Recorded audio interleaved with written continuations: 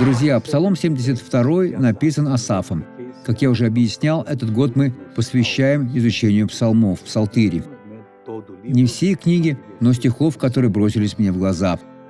Псалмопевец сказал: «И думал я, как бы уразуметь это, но это трудно было в глазах моих». У него тоже возникли проблемы с нечестивыми, как возникали и у царя Давида. У Асафа они тоже были. Однако порой мы испытываем трудности не из-за нечестивых. Царь Иосия прозрел после того, как в Святой Библии нашли фрагмент, в котором содержались заповеди, и прочли царю.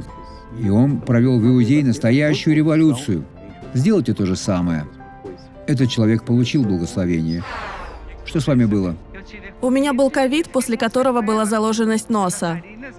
Порой по 2 недели я не могла выйти из дома. И я не ходила, поскольку даже дойти до угла для меня было утомительно. Как вы пришли сюда? Покажите нам. Я пришла с дочерью. Подойдите сюда, пастор. Это ваш сын. На дочь он не похож. Идите так же, как вы шли с дочерью.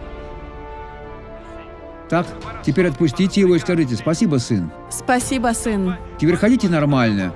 Идите нормально. Слава Богу, как прекрасно. Теперь я помолюсь с вами, Отец.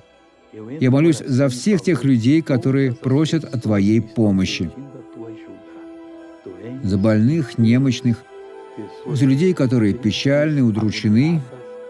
Я парализую все эти деяния лукавого и говорю: «Зло, уйди из этой жизни во имя Иисуса».